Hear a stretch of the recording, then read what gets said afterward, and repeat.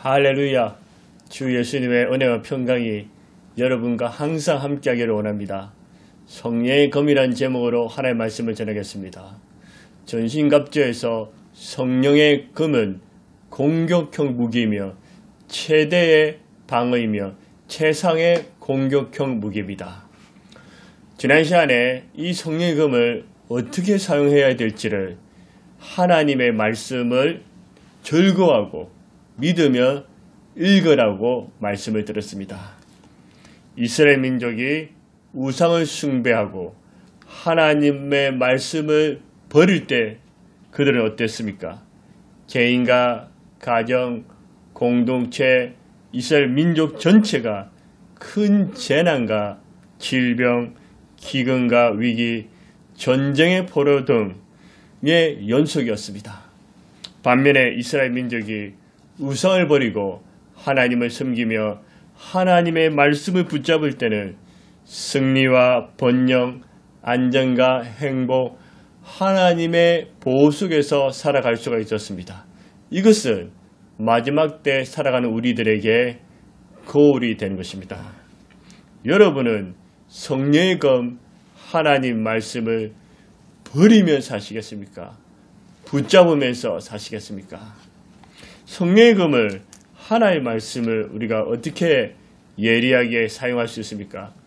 첫째는 하나님의 말씀을 연구하랍니다. 영어에는 문법이 있고 수학에는 공식이 있고 과학에는 법칙이 있으며 집을 짓는 데는 설계 도면이 있으며 집을 찾아가는 데는 약도가 있듯이 우리 인생도 똑같습니다.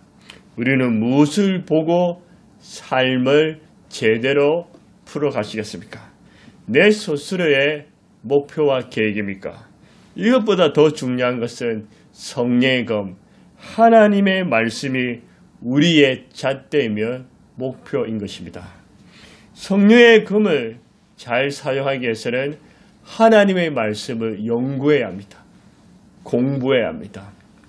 이 연구하다는 뜻은 자세히 보다, 관찰해서 보다, 주의 깊게 공부하다는 뜻입니다. 하나님 말씀을 연구하며 공부하면 어떤 유익이 있습니까?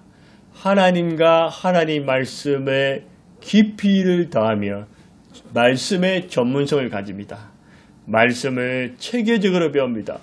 모든 질병과 중독에서 자유함을 얻습니다. 하나님의 음성을 듣고 하나님의 인도하심을 받습니다. 살아가야 할 이유와 목적을 발견합니다. 어떤 환난에도 흔들리지 않고 믿음이 견고해집니다. 하나님과 하나님의 말씀이 의심과 비난의 대상이 아니라 신뢰의 대상이 됩니다. 큰바위 얼굴로 조각된 대통령들은 미국에서 가장 존경받는 위대한 대통령이라는 것 외에도 그들은 하나님 사랑, 나라 사랑, 그리고 성경을 사랑하는 인물들이었습니다. 제1대 워싱턴은 하나님과 성경을 모르고 바른 정치하는 것은 불가능하다. 우리나라 정치인들은 하나님과 하나님의 말씀을 모르는 사람들이 많습니다. 제3대 제폰스는 하나님의 말씀인 성경은 인간에게 주신 가장 유익한 도덕률이며 이 나라는 성경의 기초 위에 서 있다. 16대 링컨은 성경은 하나님께서 인간에게 주신 최대 값진 선물이라고 했습니다. 26대 유조베트는 자기 인생을 참되게 살고자 하는 사람이라면 성경을 주의 깊게 연구하라, 주의 깊게 공부하라고 했습니다. 여러분 인생을 참되게 가치 있게 하나님의 영광을 위해 살고 싶습니까? 그렇다면 하나님 말씀을 연구하세요. 공부하세요. 에스라 7장 10절에 보면 에스라가 여호와의 율법을 연구하여 준행하며 율례와 규례를 이스라엘에게 가르치기로 결심하였더라. 에스라는 제사장이자 율법학자로서 그가 하나님의 말씀을 연구하고 준행하며 가르칠 때 이스라엘의 신앙, 정치, 경제, 국력, 사회 모든 것에 부흥의 역사가 일어났습니다. 요한복음 5장 39절에도 너희가 성경에서 영생을 얻는 줄 생각하고 성경을 연구하거니와 이 성경이 곧 내게 정언한 것이라. 성경이 곧 예수님을 보여준 것입니다. 사도행전 17장 11절 12절에도 베레아의 사람들은 데살로니가에 있는 사람들보다 더 너그러워서 간절한 마음으로 말씀을 받고 이것이 그런가 하여 날마다 성경을 상고함으로 그 중에 믿는 사람이 많고 또 헬라의 기부인과 남자가 적지 아니하니. 하나님의 말씀을 연구한 사람 특징은 너그럽고 간절한 마음으로 하나님의 말씀을 상고 연구합니다. 그 결과 믿음이 커지고 믿는 사람들이 증가되는 것입니다. 성경을 구체적으로 어떻게 연구해서 말씀의 칼을 갈 수 있습니까? 그 전에 주의할 점은 마음대로 해석하지 말라요. 모르는 것을 억지로 마음대로 해석하다가 잘못된 길로 빠질 수가 있습니다. 또 한 번 성경 공부했다고 나는 더 이상 할 것이 없다고 교만하지 마십시오. 이 말씀을 지키려는 마음으로 공부하세요. 이 하나님의 말씀 우리가 어떻게 연구해야 될까요? 건별로 연구하세요. 마태복음, 마가복음, 누가복음, 요한복음, 사도행전, 창세기 등을 전하는 사람도 한 권씩 말씀을 풀어서 강해로 설교하고 듣고 공부하는 사람도 한 권씩 이 말씀을 공부하십시오. 저희 교회는 새벽마다 하나의 말씀을 한 권씩 선택해서 가르치고 있습니다. 시편을 은혜롭게 마치고 지금은 마태복음을 한 장씩 가르쳐 주고 있습니다. 또 하나의 말씀을 주제별로 연구하세요. 예배, 기도, 전도, 성경, 헌신, 성령 충만, 제자, 소그룹, 리더십, 가정 이런 주제를 놓고 그 주제에 맞게 성경 공부를 하는 것입니다. 인물별로 연구하십시오. 성경의 아브람, 이삭, 야곱, 모세, 다윗, 엘리야, 베드로, 야고보, 요한, 바울 등 인물을 통해서 성경 공부하면 그 성경 공부가 참 재밌고 이 인물은 내가 본받아야 되겠다. 저 인물은 본받지 말고 저렇게 살지 말아야 되겠다는 도전과 각성, 깨달음을 주는 것입니다. 또 하나의 말씀을 핵심 기독교 교리를 연구하세요. 예수님에 관한 기독론, 하나님에 관한 신론, 성령님에 관한 성령론, 구원에 관한 구원론, 성경에 대한 성서론, 교회에 대한 교회론, 종말 말세에 대한 종말론 등을 이 말씀을 기독교 교리를 공부하면 이단에 빠지지 아니하고 성경을 조직적으로 공부할 수 있습니다. 또 마지막으로 성경 공부를 어떻게 해야 될까요? 단계별로 하십시오. 초급, 중급, 고급, 1단계, 2단계, 3단계, 제자반, 사입반 이렇게 단계별로 공부하는 것이 유익합니다. 온전한 교회는 개척교회고 아직 성도가 많이 모이지 않지만 저는 이 말씀을 단계적으로 공부하는 것을 좋아하고 제자 훈련을 시키고 있습니다. 저희 교회는 1단계에서 4단계, 1단계에서 5단계, 1단계 믿음, 2단계 성장, 3단계 사역, 4단계 전도, 5단계 리더십과 소그룹 이렇게 해서 하나님의 말씀을 단계별로 가르치고 있습니다. 성경 공부의 목적은 지식을 잘하는 것이 아니라 예수님을 깨닫고 예수님을 닮아가는 것입니다. 사탄은 여러분이 성령의 검인 하나님의 말씀을 연구하지 못하게 해서 자기 마음대로 살아가게 합니다. 성령님은 성령의 감동으로 기렸던 하나님의 말씀을 체계적으로 연구해서 그 말씀대로 살아가도록 도와주십니다. 두 번째로 성령의 검을 어떻게 사용할 수 있습니까? 묵상하랍니다. 묵상이란 무엇입니까? 묵상은 하나님 말씀을 내 삶에 적용하는 것입니다. 사랑이면 사랑을 적용, 기도면 기도를 적용, 예배면 예배를 실천, 전도면 전도를 실천, 그 말씀을 삶에 적용하는 것이 묵상입니다.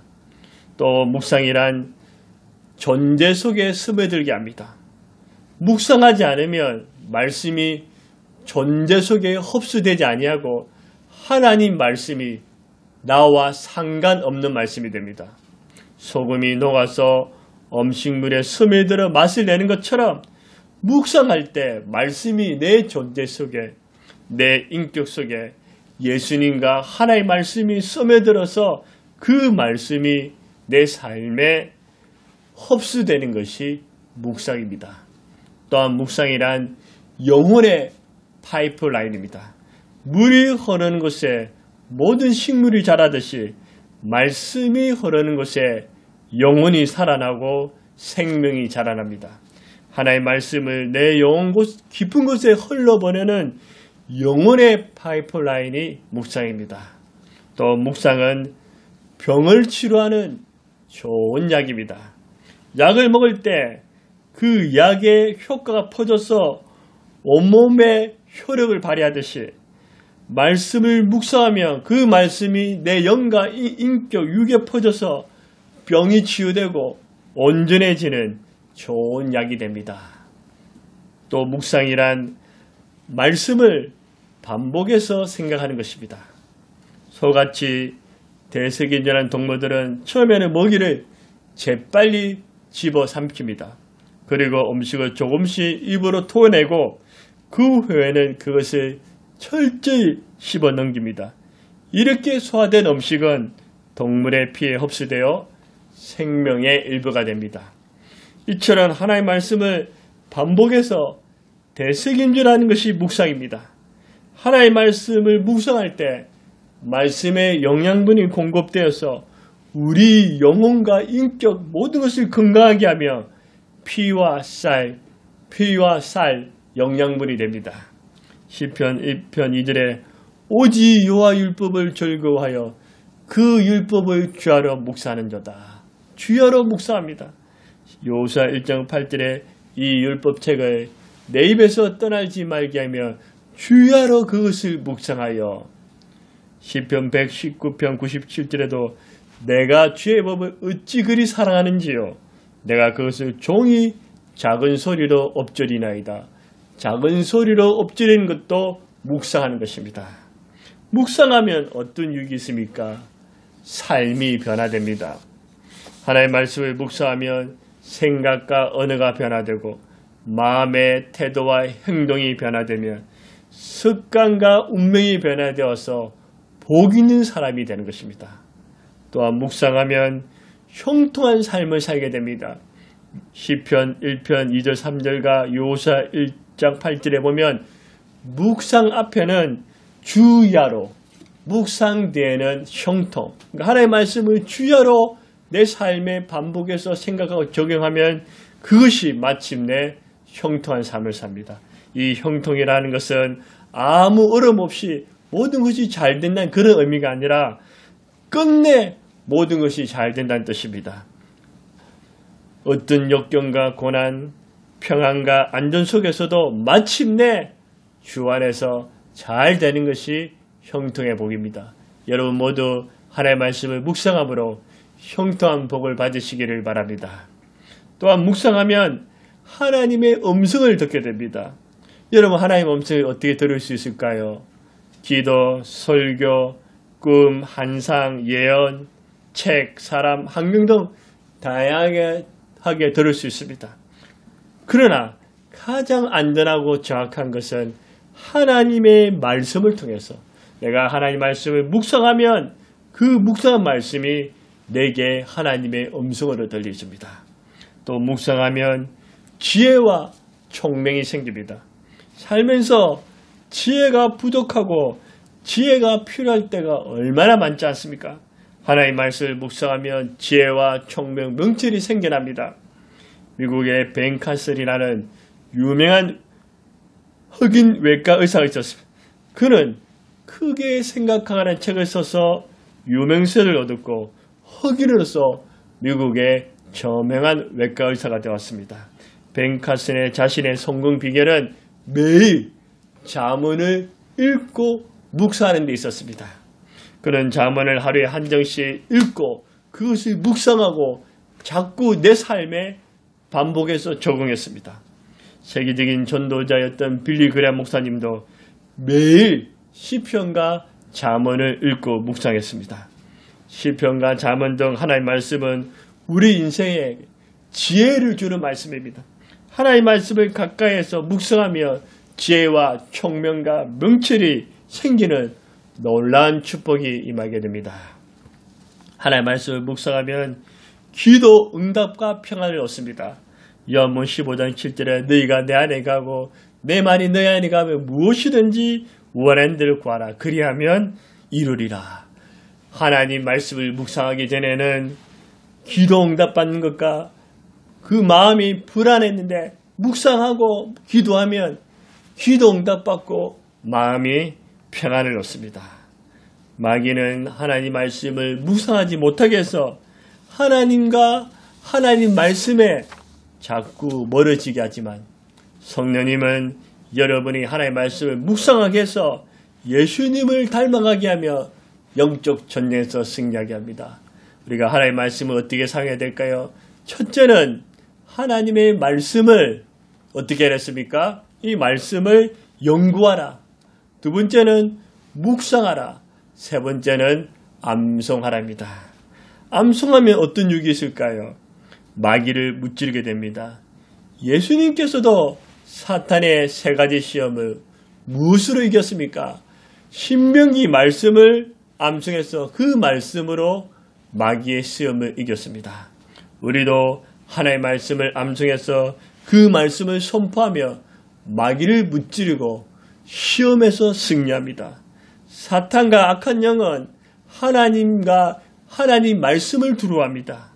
하나님 말씀을 암송하면 그 말씀의 칼, 성령의 검이 아주 빛나고 날카롭게 됩니다. 또 암송하면 어떤 유익이 있습니까?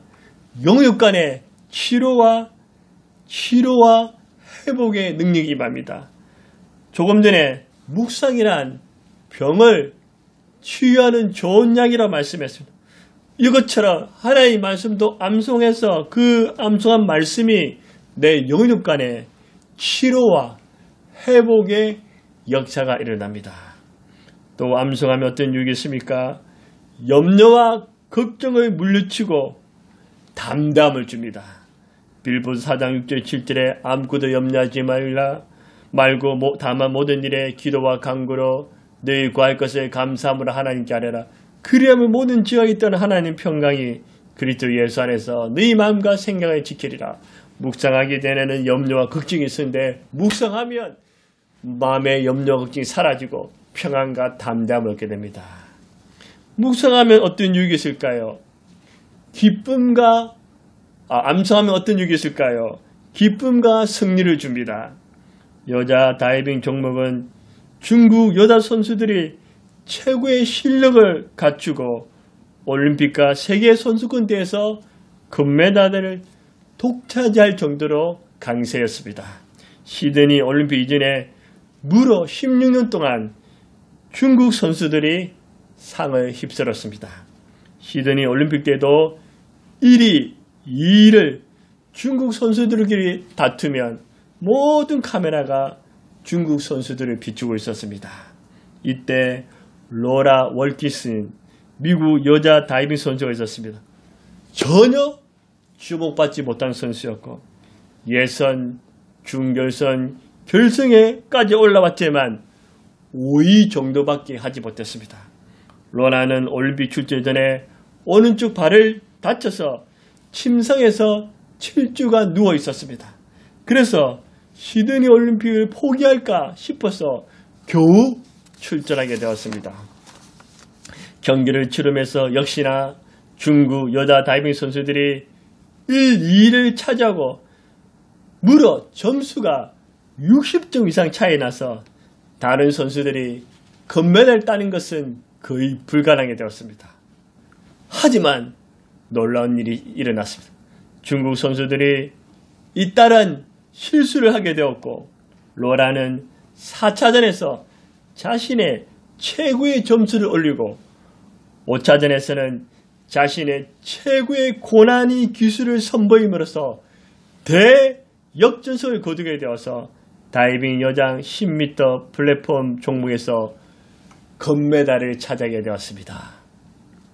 로라는 항상 얼굴에 미소를 짓고 싱글벙글 웃었습니다. 싱글벙글 웃으면서 혼자말로 중얼거렸습니다. 금메달을 딴 후 기자들이 물었습니다. 로라, 당신은 미소를 짓고 혼자 말로 중얼거리는데 도대체 무슨 내용입니까? 우리에게 말씀해 주십시오. 그러자 로라는 빌립보서 4장 13절을 암송했습니다. 내게 능력 주신 자에서 내가 모든 것을 할 수 있느니라. 내게 능력 주신 자에서 내가 모든 것을 할 수 있느니라. 내게 능력 주신 자에서 내가 모든 것을 할 수 있느니라. 빌립보서 4장 13절 말씀을 암송했습니다. 내게 능력 주신 자에서 내가 모든 것을 할 수 있습니다. 예수님이 하셨습니다. 예수님이 도와주셨습니다. 예수님 안에서 할 수 있습니다. 모두가 불가능하고 중국 선수들이 금메달을 차지할 걸 했지만 로라는 주님이 나와 함께 하신다. 주님 안에 할 수 있다. 주님이 도와주신다. 주님 때문에 승리할 수 있다. 그 말씀을 암송함으로 크고 놀란 일을 경험하게 되었습니다. 그 이후에 로라는 아테네 올림픽과 세계 선수권 대회에서도 금메달을 차지하게 됩니다. 이것이 암송의 능력입니다. 암송하면 기쁨과 승리를 가져다 줄 것입니다. 말씀을 맺겠습니다. 사탄과 악한 영들은 코로나19가 길어지는 이 시점에 하나님의 말씀의 중요성을 망각하게 해서 최대 공격 경목인 성령의 검을 아예 사용하지 못하도록 녹슬도록 만들고 있습니다. 하지만 우리는 성령의 검, 하나님 말씀의 중요성을 깨닫고 그 하나님 말씀을 어떻게 예리하게 갈 수 있을까요? 하나님 말씀을 연구하고 묵상하며 암송하는 겁니다. 말씀을 연구하고 묵상하고 암송합니다. 그럴 때 저와 여러분은 예수님을 알아가고 예수님을 닮아가면 영적 전쟁에서 승리하게 되는 이런 은혜가 함께하게 될 것입니다.